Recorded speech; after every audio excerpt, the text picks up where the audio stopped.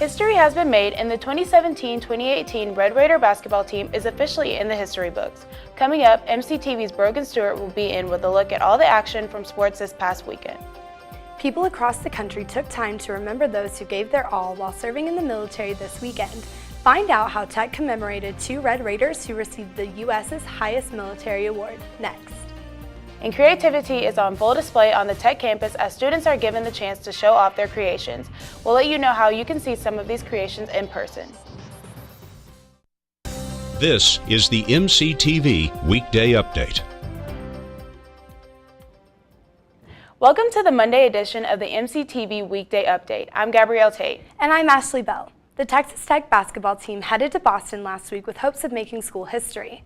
That's true, Ashley, and the Red Raiders did not disappoint. Even if their run in March Madness is over, MCTV's Brogan Stewart joins us in the studio with a look back at Texas Tech's attempt at a national championship. Brogan? Thanks, Gabrielle and Ashley. The men's basketball team is officially one of the best ever to play at Texas Tech. The Red Raiders added to the history books after knocking off Purdue on Saturday. The win set up for the Tech up for their first ever appearance in the Elite Eight, and also left them as one of the 3 teams representing the Big 12. Unfortunately, Tech season came to an end yesterday afternoon with a 56-71 loss against Villanova.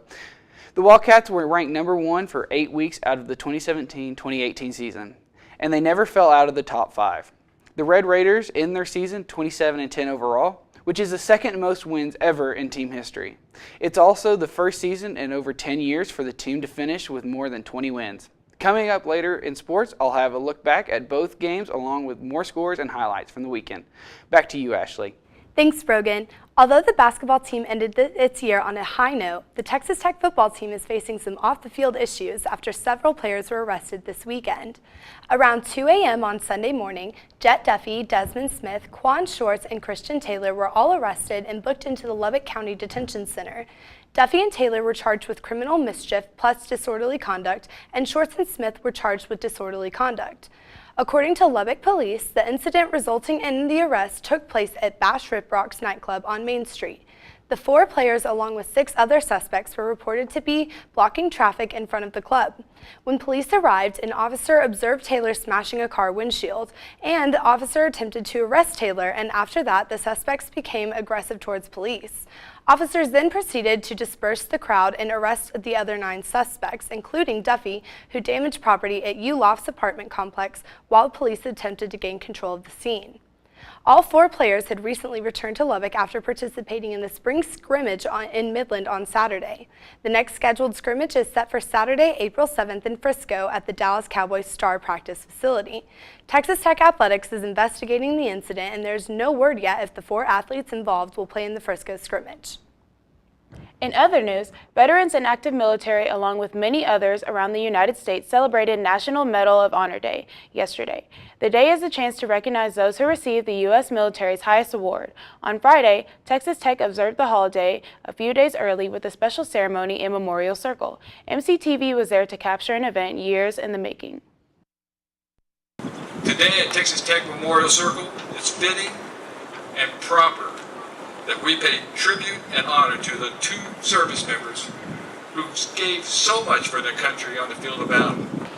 Herman Wallace and George O'Brien, Medal of Honor recipients.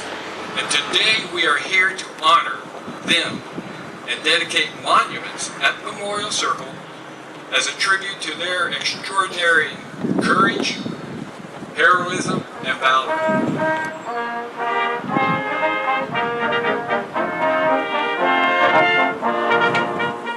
Voluntarily gave his life in exchange for those of his friends. He voluntarily put his life in danger in service to his country. And we are all honored to be the beneficiaries of that sacrifice.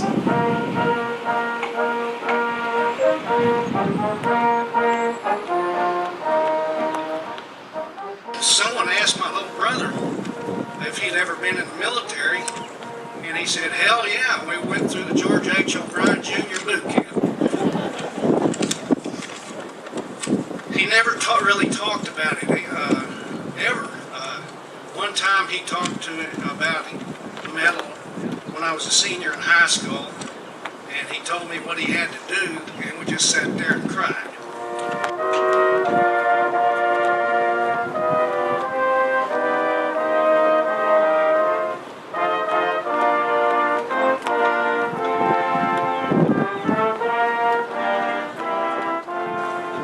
Most people don't realize how difficult it is to earn the Medal of Honor.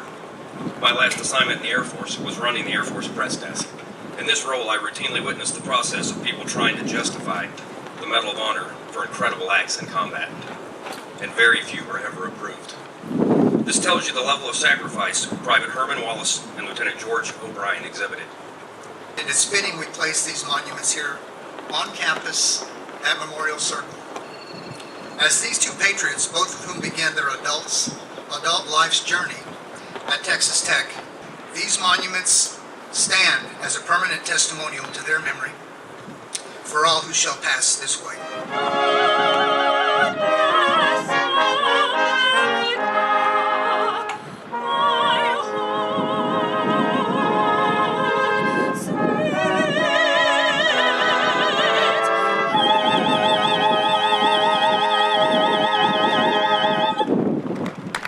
The Texas Tech campus is known for its efforts to go green and help save the environment, and last week, a couple off-campus groups came together to take those efforts to a very creative level.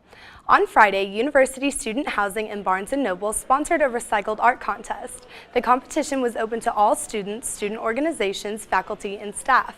Participants could create a piece of artwork in the form of their choice. It could be a sculpture, jewelry, clothing, or something else, as long as it was at least 75% recyclable material.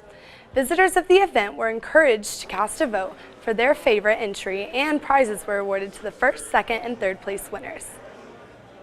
Speaking of art, Texas Tech is full of creative students hoping to have their works displayed in galleries throughout the world. And right now, you have a chance to see some of those creations in person. The 31st Annual Juried Undergraduate Art Student Exhibition is currently on display in the School of Art Landmark Gallery. The gallery is juried by Dennis Nance, curator of Galveston Art Center. The School of Art held a reception and awards presentation last Saturday in the Landmark Gallery and Art Building foyer. The exhibition will be on display through April 22nd. Gallery hours are 8 a.m. to 5 p.m. Monday through Friday, 10 a.m. to 5 p.m. Saturdays, and 12 to 4 p.m. on Sundays. Admission is free and open to the public. Spring finally made a long-term stop in the Lubbock area. Over the weekend, we saw temperatures in the 80s through the weekend, along with another record-break high of 89 degrees on Friday afternoon. That's true, Gabrielle, but unfortunately, the return of spring also means windy conditions and even more unpredictable weather on the South Plains. So what can we expect this week? Let's take a look at the MCTV forecast. Lots of clouds and windy conditions have been visible throughout today on the MCTV tower cam.